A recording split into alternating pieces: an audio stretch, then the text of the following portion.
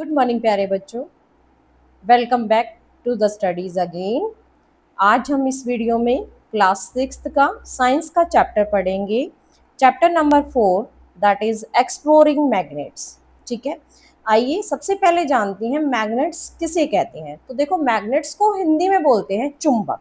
ठीक है, तो हम चुंबक के बारे में ही जानकारी प्राप्त करेंगे इस चैप्टर में। चुंबक कितने प्रकार के होते हैं और वो क्या क्या काम में हम इसको इस्तेमाल करते हैं, वो सब। ठीक है, तो चलिए स्टार्ट करते हैं चैप्टर को।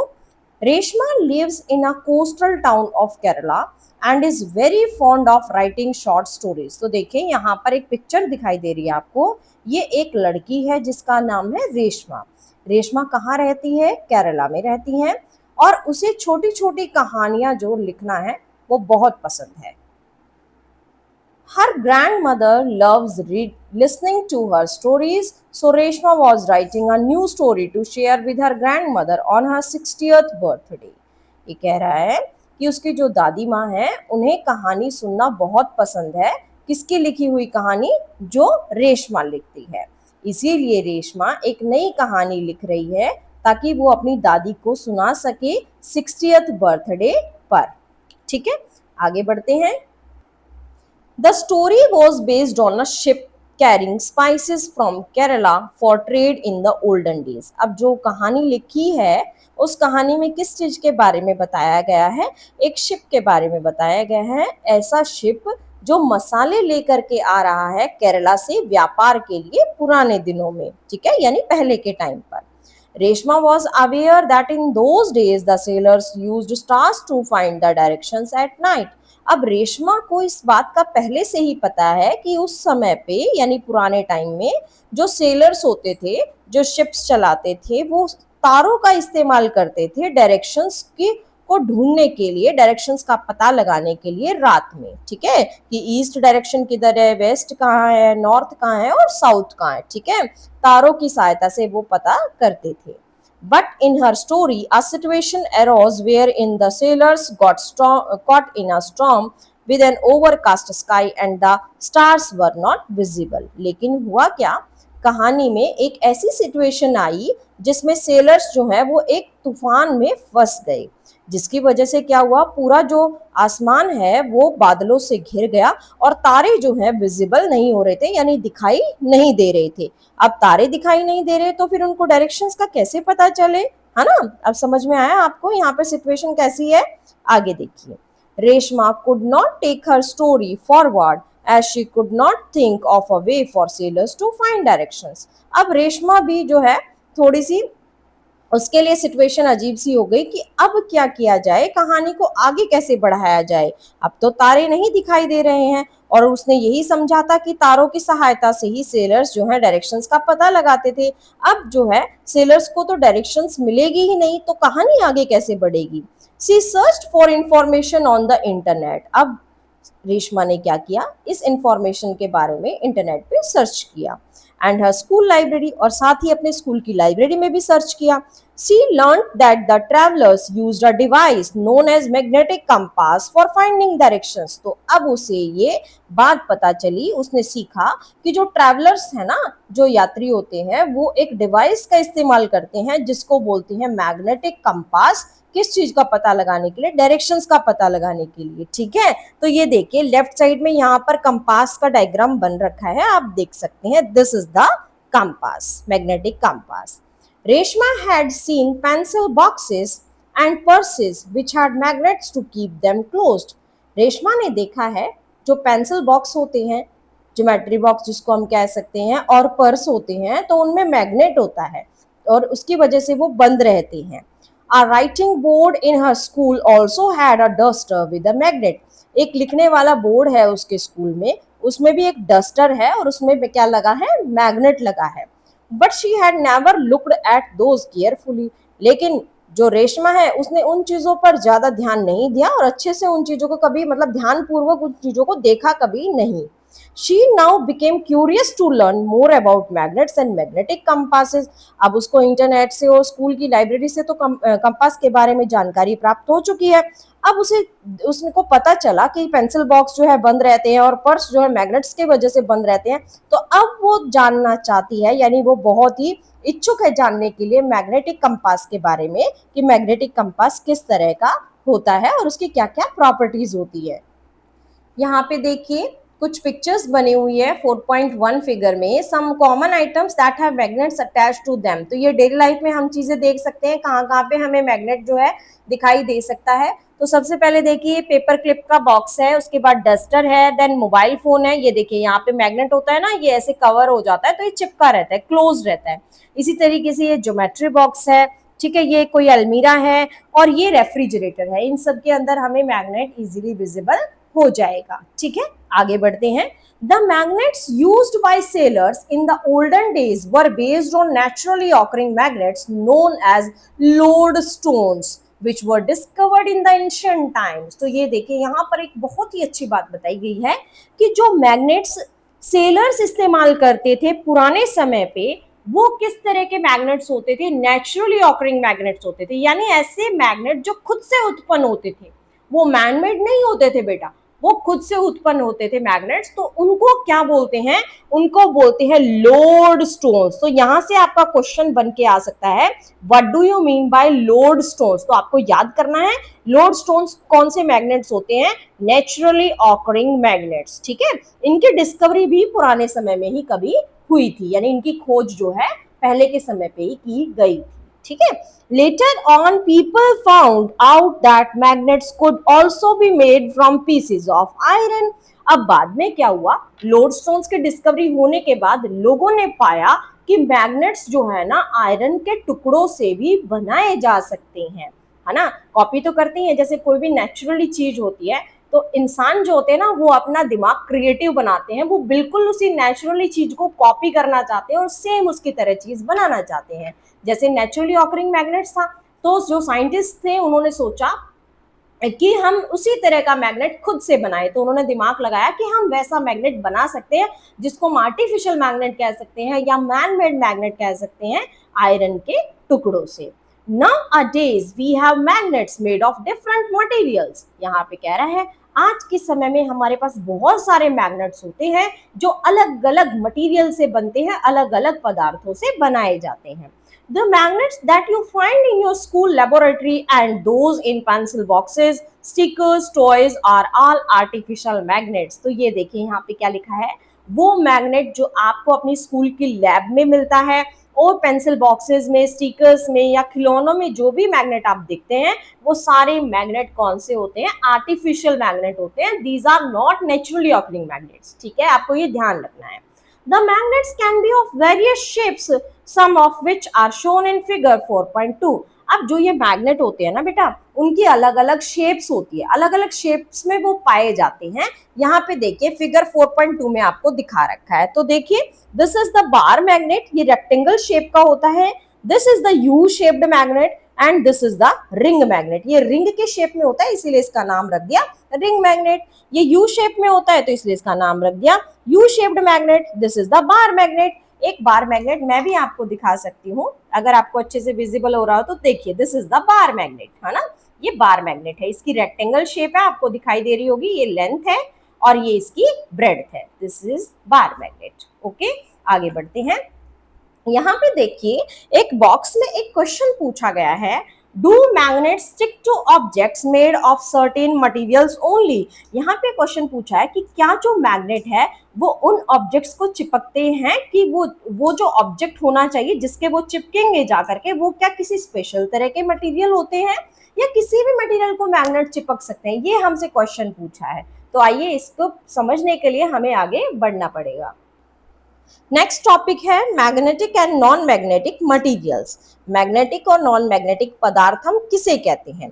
तो एक्टिविटी यहाँ पे दी हुई है हमें 4.1, उसको सबसे पहले हम पढ़ लेते हैं। Late us explore. Collect a few objects made of different materials and also a magnet. अब आपसे क्या कहा गया है कि आप कुछ मटेरियल्स कलेक्ट कर लीजिए। आपके आसपास में बहुत सारे मटेरियल होंगे घर में, ठीक है, उनको कलेक्ट कर लीजिए जो अलग अलग पदार्थों से बने हैं, और साथ में आप एक मैग्नेट भी ले लीजिए। सेकेंड में हमसे पूछा है predict which of the object will stick to the magnet, write your prediction in table 4.1। तो कहता है आपने क्या करना है, एक एक करके सारी चीजों को मैग्नेट से चिपका के देखना है और फिर अपनी ऑब्जर्वेशन को टेबल 4.1 में आपने भरना है यानी लिखना है। उसके बाद कहा गया है now hold a magnet in your hand and bring it near the objects one by one. हमसे कहा गया है मैग्नेट को आप अपने हाथ में लीजिए और एक एक करके ऑब्जेक्ट्स के पास लाइए। अब आप ऑब्जर्व कीजिए कि कौन सा ऑब्जेक्ट मैग्नेट को चिपकेगा और कौन सा ऑब्जेक्ट नहीं चिपकेगा। तो ये देखिए यहाँ पर कुछ मटेरियल दिए हैं हमें कि हम ये सारे मटेरियल्स ले सकते हैं। जैसे सबसे पहले आप देखिए ये एक चॉपिंग बोर्ड लग रहा है जो लकड़ी का बना है, ठीक है। ये नेल है, कील जिसको हम कहते हैं, स्क्रू कह सकते हैं। और ये भी I don't know what is this, this is I think eraser, this is paper clip, this is wire, this is की, दिस इज शार्पनर, ये I don't know what is this. तो ये भी कुछ है आई थिंक, ठीक है। एक एक करके हमने क्या करना है, मैग्नेट इन सबके पास लेके आना है और चिपका करके देखना है और फिर अपनी ऑब्जर्वेशन को टेबल 4.1 में हमने भरना है। जैसे देखिए मैं आपको शो कर सकती हूँ, यहाँ पे मैंने कुछ मटेरियल लिए हैं, मैं एक एक करके आपको दिखाती हूँ मैग्नेट को उनके पास ला करके। This is the magnet, bar magnet हमने पहले ही पढ़ा है। तो ये देखिए ये एक पेंसिल है, मैं उसको चिपका करके देख रही हूँ क्या ये अट्रैक्ट हो रही है, चिपक रही है? तो नहीं चिपक रही है because it is made up of would, ठीक है। अब देखिए शार्पनर है, ये देखिए क्योंकि शार्पनर के जो बीच में है वो क्या है, आयरन है, इसीलिए चिपक रहा है। बट अगर हम देखिए बैक साइड से देखते हैं तो भी हल्का सा चिपक रहा है क्योंकि उसके ट्रैक्शन पावर बहुत ज्यादा है, but it is made up of plastic, ठीक है। अब देखिए ये पेपर का बना एक बॉक्स है, इसको हम चिपका करके देख रहे हैं तो देखिए देयर इज नो अट्रैक्शन, यहाँ पर अट्रैक्शन नहीं है, ये एक दूसरे को अपनी तरफ खींच नहीं रहे हैं। तो ऐसे ही आपने क्या करना है, कुछ मटेरियल अपने आसपास के कलेक्ट करने हैं और आपने एक एक करके उनको उसके चिपका करके देखना है कि वो चिपक रहा है या नहीं चिपक रहा है, ठीक है। अब देखिए इसी तरीके से हमारे पास एक आयरन की स्ट्रिप है, ठीक है, this is the iron strip. और ये देखिए, देखो कितना इसका अट्रैक्शन पावर है, देखिए ये इसको अट्रैक्ट कर लिया, ठीक है, समझ में आया, because it is made up of iron. तो इसीलिए हम इनको कह सकते हैं कि ये मैग्नेटिक मटेरियल है। अब हम इसके लिए और आगे बढ़ेंगे तो आपको अच्छे से समझ में आएगा। Was your prediction correct for all objects? Which material stuck to the magnet? What conclusion can you draw? अब ये आपसे पूछ रहा है कि आपने जो प्रेडिक्शन की थी यानी आपने जो पहले सोचा था ऑब्जेक्ट्स के बारे में, क्या वो सच निकला, वो सही निकला?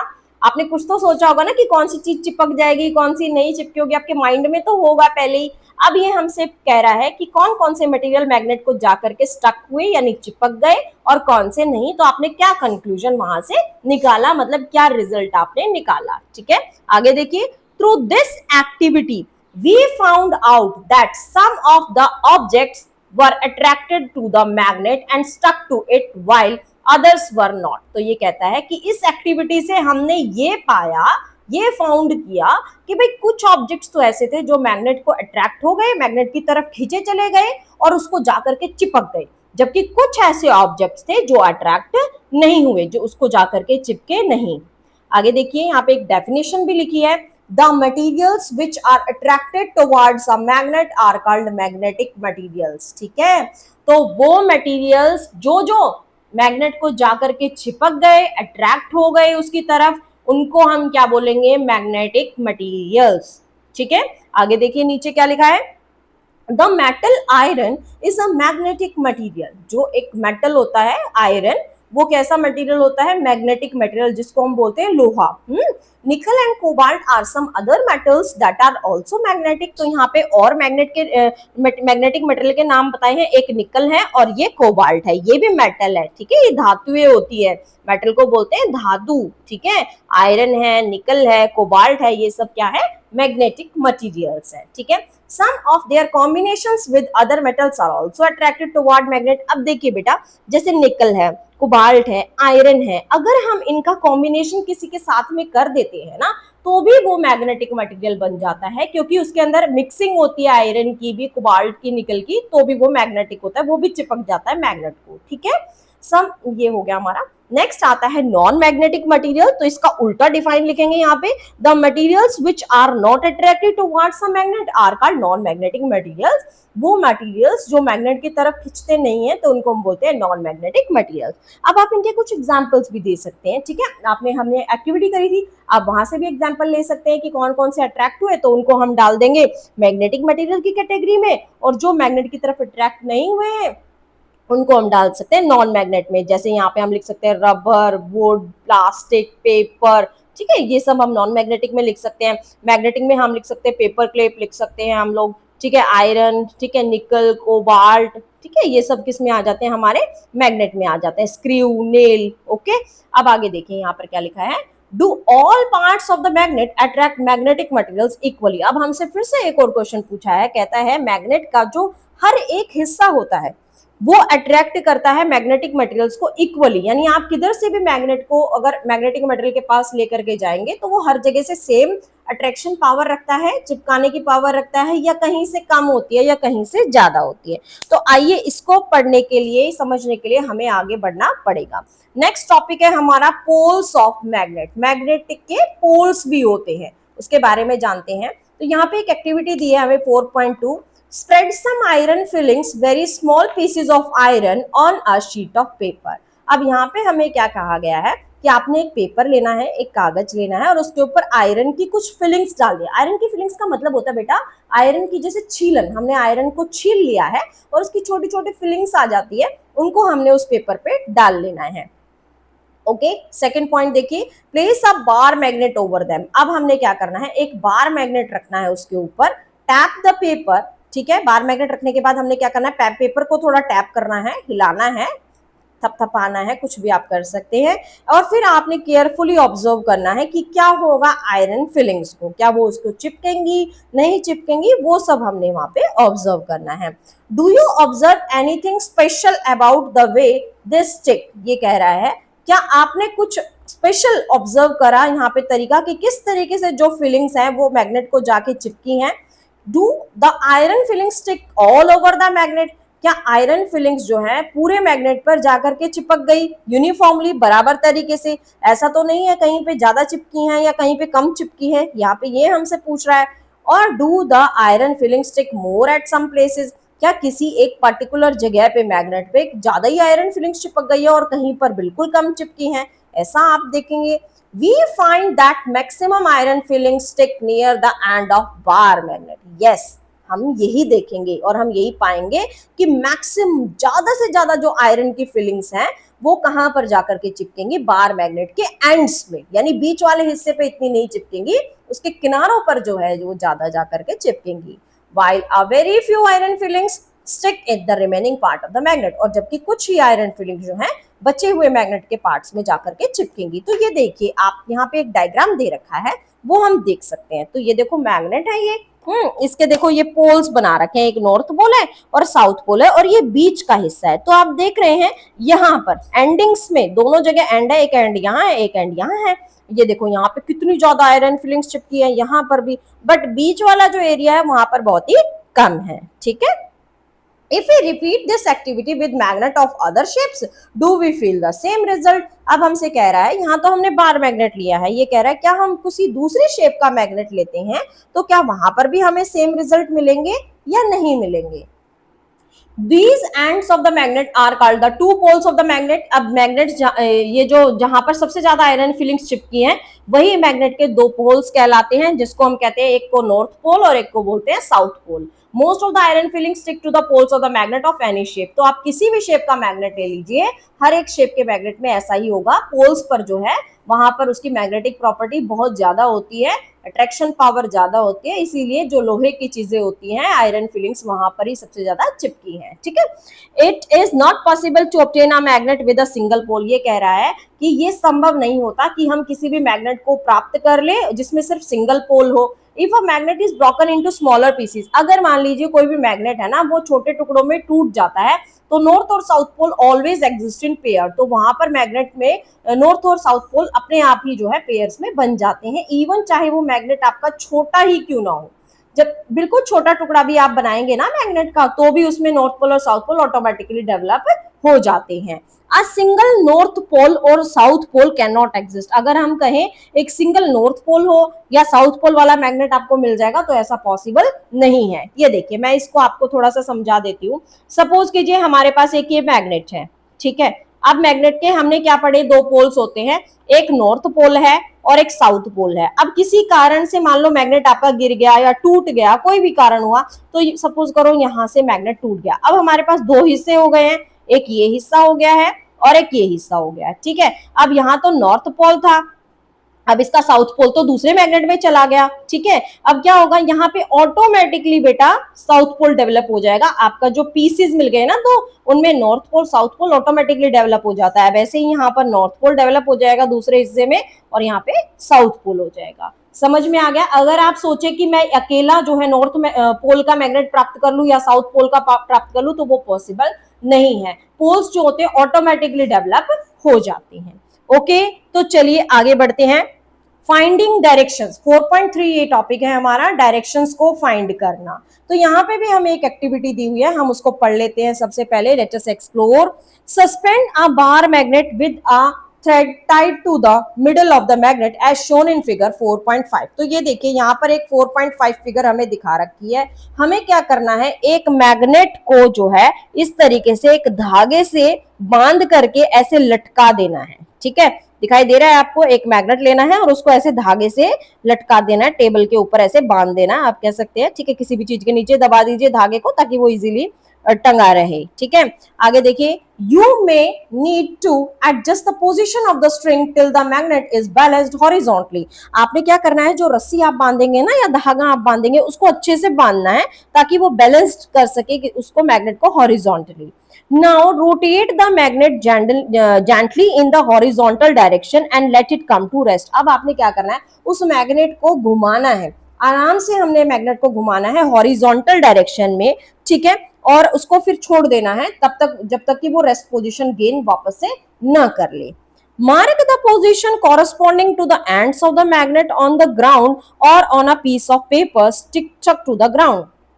अब आपने क्या करना है, जब आप मैग्नेट जैसे आपने मूव करा और उसको फिर वापस रेस्ट पोजीशन पे आने तक रोका, तो आपने उसकी कुछ जैसे शेप टाइप की बनेगी ना, हमें दिखाई देगी, नीचे विजिबल होती है, तो आपने उसको ड्रॉ कर लेना है। किसके ऊपर, या तो ग्राउंड के ऊपर या कोई भी पेपर के ऊपर। आप नीचे कोई कागज रख सकते हैं व्हाइट कलर का या कुछ भी, उसके ऊपर आप उसकी शेप को ड्रॉ कर सकते हैं, उसकी पोजीशन को ड्रॉ कर सकते हैं। Join these two points on the ground with a line. अब हमने क्या करना है, जो दो पॉइंट मिलेंगे ना हमें क्या करना है, उनको एक स्केल की सहायता से या लाइन से हम उसको ड्रॉ कर सकते हैं। This line indicate the direction along which a magnet comes to rest. अब उस जो लाइन हम ड्रॉ करेंगे उससे हमें पता चल पाएगा कि किस डायरेक्शन के साथ ही मैग्नेट जो है रेस्ट पोजीशन में आया है। Now again rotate the magnet by giving a gentle push at its one end and wait till it come to rest। अब हमने क्या करना है, फिर से दोबारा से मैग्नेट को हिलाना है। कैसे हिलाना है, उसको हल्का सा हमने पुश करना है एक साइड में, यानी एक डायरेक्शन में पुश करना है और फिर छोड़ देना है तब तक जब तक कि वो रेस्ट पोजीशन गेन न कर ले। अब हमसे कहा गया है क्या मैग्नेट फिर से उसी लाइन वाली पोजीशन बनाएगा रेस्ट पोजीशन पे आने के लिए, ठीक है। तो ये एक्टिविटी हमने यहाँ पे करनी है। यहाँ पे देखिए हमसे क्वेश्चन कहा गया है, what direction does this line indicate along which the magnet rest, how can you find it out. तो ये देखो हमसे पूछा गया है कि किस डायरेक्शन में जो है मैग्नेट रेस्ट पोजीशन भी गेन करेगा। तो आप याद रखें, मैग्नेट जो होता है ना वो हमेशा नॉर्थ टू साउथ डायरेक्शन में रेस्ट करता है, ठीक है। आगे देखें यहाँ पे क्या लिखा है कॉलम में, if we have noticed the direction where the sun rises or sets we have an approximate idea of east or west is। तो देखो अगर आपको पता है सन जिस साइड से उगता है वो कौन सी डायरेक्शन होती है, ईस्ट होती है, और जहां पे छिपता है सेट होता है वो वेस्ट डायरेक्शन होती है। तो उससे हम इजीली फाइंड कर सकते हैं कि नॉर्थ डायरेक्शन कौन सी है और साउथ डायरेक्शन कौन सी है। इसी तरीके से हम लोकेट कर सकते हैं डायरेक्शन को जिस डायरेक्शन में मैग्नेट रेस्ट करेगा। A freely suspended magnet come to rest along the north south direction. अब देखो यहाँ पर लिखा हुआ है एक freely suspended magnet जो होता है वो रेस्ट पोजीशन में किस डायरेक्शन में आता है, नॉर्थ साउथ में, जो मैं आपको पहले ही बता चुकी हूँ. The end of the magnet that point towards the north direction is called the north seeking pole और we can say the north pole of the magnet. अब जो एंड मैग्नेट का जो दो एंड होते हैं ना मैग्नेट के, एक लेफ्ट एंड कह सकते हैं, एक राइट एंड बोल सकते हैं, तो एक जो एंड नॉर्थ डायरेक्शन में होगा ना उसको हम बोलते हैं कि वो नॉर्थ पोल है मैग्नेट का, और जो एंड साउथ डायरेक्शन की तरफ होता है उसको हम कह सकते हैं कि वो साउथ पोल है मैग्नेट का. यानी डायरेक्शन के हिसाब से हम लोग पोल्स को डिटेक्ट कर सकते हैं. A freely suspended magnet rests along the north-south direction because our Earth itself behave like a giant magnet. एक freely जो magnet है rest position पे वो north-south direction में ही rest करता है क्योंकि हमारी जो Earth है वो खुद एक बहुत बड़ा magnet है. ठीक है, giant magnet. Next लिखा है repeat this activity with a small iron bar in place of bar magnet. अब हमसे कहा गया है हमने क्या करना है, इसी एक्टिविटी को एक छोटे से आयरन के टुकड़े के साथ रिपीट करना है. जो एक्टिविटी हमने अभी करी थी वहां मैग्नेट की जगह पे हमने क्या करना है, एक छोटा सा आयरन का टुकड़ा ले लेना है, स्मॉल आयरन पीस, किसकी जगह पे, बार मैग्नेट की जगह पे. अब कहता है आप क्या ऑब्जर्व करेंगे, does it always rest along the north south direction. क्या वो भी नॉर्थ साउथ डायरेक्शन में रेस्ट करेगी? नहीं, it does not.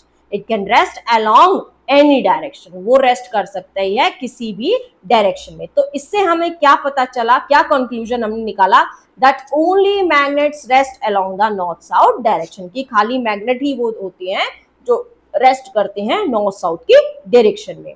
This activity provides us with a way to test whether a piece of metal is a magnet or not. तो इस activity से हम ये पता कर सकते हैं कि क्या जो मेटल हमारे पास है वो मैग्नेट है या नहीं है. ठीक है, मैग्नेट जो है ओनली नॉर्थ साउथ डायरेक्शन में रेस्ट करेगा और बाकी आप कोई आयरन का टुकड़ा ले लें या कोई और धातु लेते हैं तो वो नॉर्थ साउथ डायरेक्शन में रेस्ट नहीं करेगी. ठीक है, तो ये मैग्नेट्स को डिटेक्ट कर सकते हैं आप. सपोज कीजिए आपको कोई टुकड़ा मिल गया आयरन का, आप सोचेंगे दिस इज द मैग्नेट, तो आप एक्टिविटी से करके पता लगा सकते हैं कि वो मैग्नेट है या नहीं है.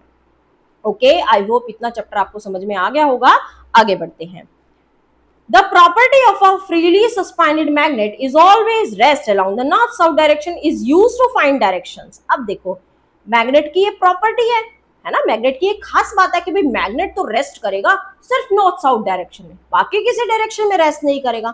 अब इस जो ये प्रॉपर्टी है ना इसका फायदा कौन उठाता है, सेलर्स उठाते हैं डायरेक्शन फाइंड करने के लिए, है ना. फायदा उठा लिया ना मैग्नेट की प्रॉपर्टी का. यस, क्या फायदा उठाया, इस प्रॉपर्टी से वो डायरेक्शंस फाइंड कर सकते हैं क्योंकि उनको पता है कि फ्रीली सस्पेंडेड मैग्नेट हमेशा नॉर्थ साउथ डायरेक्शन में रेस्ट करता है और फिर बाकी rest of the two direction उनको पता लग जाती है कि ईस्ट किधर है और वेस्ट किधर है. नॉर्थ साउथ तो पता चल चुकी है मैग्नेट की निडल की सहायता से, ऐसे ही वो फिर बाकी की डायरेक्शन का पता लगा लेते हैं. ठीक है, आगे देखिए. Based on this, a small device called magnetic compass, which was developed in the olden days for finding directions. अब कहता है इसी प्रॉपर्टी के बेस्ड पर, इसी प्रॉपर्टी के बेसिस पर एक छोटी सी डिवाइस होती है जिसको बोलते हैं मैग्नेटिक कंपास, चुंबक वाला कंपास. ठीक है, जिसको डेवलप किया था पुराने समय में क्या करने के लिए, डायरेक्शंस को फाइंड करने के लिए. अब बात करते हैं इस मैग्नेटिक कंपास की. भाई ये क्या होता है, इसके अंदर क्या होता है, वो सब अब हम पढ़ेंगे. ठीक है, देखिए. It has a magnet in the shape of a needle. तो ये देखो यहाँ पर एक मैग्नेटिक कंपास आपको दिखाई देगा. ये देखो उसकी ये निडल है, दिखाई दे रही है. अब पता है बेटा ये जो निडल होती है ना ये किसकी बनी होती है, ये मैग्नेट की बनी होती है. ये जो निडल है, ये जो सुई सी आपको दिख रही है, ये किसकी बनती है, मैग्नेट की बनती है. ठीक है, तो ये इसकी खास बात है. आगे देखिए.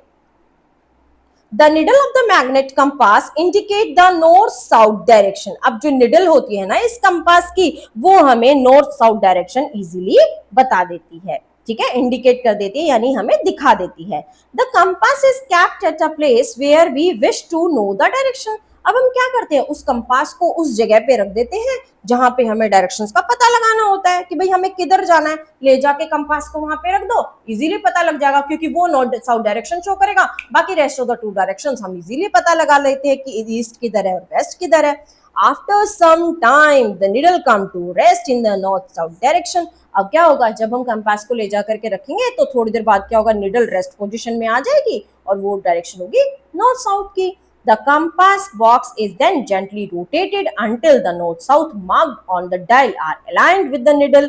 Now all the direction at that place are as indicated on the dial. अब देखिए यहाँ पर डायरेक्शंस दिखा रखी है मैग्नेटिक कंपास पे. देखो ये है ईस्ट है, ये वेस्ट है, ये देखो ये नॉर्थ ईस्ट है, ये नॉर्थ वेस्ट है, ये नॉर्थ है और ये साउथ है. देखो यहाँ पे वेस्ट है ना और ये साउथ है, तो इन दोनों के बीच में इंटरमीडिएट डायरेक्शन कौन सी है? साउथ वेस्ट है. ये वेस्ट है, ये नॉर्थ है, तो इन दोनों के बीच की इंटरमीडिएट डायरेक्शन कौन सी है? नॉर्थ वेस्ट है. अब ये देखिए ये नॉर्थ है, ये ईस्ट है, इनके बीच की डायरेक्शन कौन सी है? नॉर्थ ईस्ट है. ये ईस्ट और साउथ है, इनके बीच की डायरेक्शन कौन सी है? साउथ ईस्ट है, जिसको हम एस ई से शो करते हैं. ठीक है, आई होप ये टॉपिक आपको अच्छे से क्लियर हो गया होगा. अब आगे बढ़ते हैं यहाँ पे मोर टू नो और जानते हैं इसके बारे में.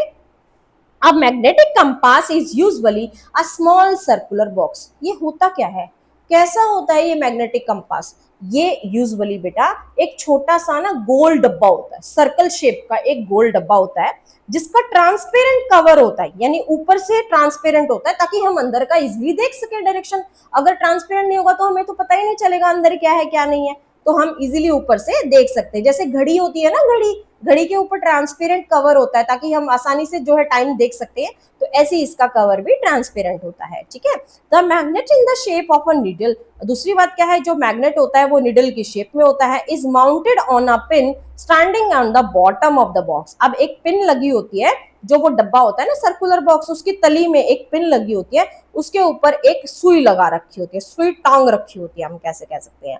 This needle is balanced on the pin in such a manner that it can move around this point easily, that it can rotate freely. अब वो जो नीडल है ना बेटा, वो उस पिन के ऊपर इस तरीके से बैलेंस करी जाती है ताकि वो इजीली क्या कर सके, मूव कर सके. ठीक है, रोटेट कर सके, फ्रीली घूम सके. The end of the needle which rest in the north south direction is usually painted red. ये बहुत इंपॉर्टेंट पॉइंट यहाँ पर लिखा है.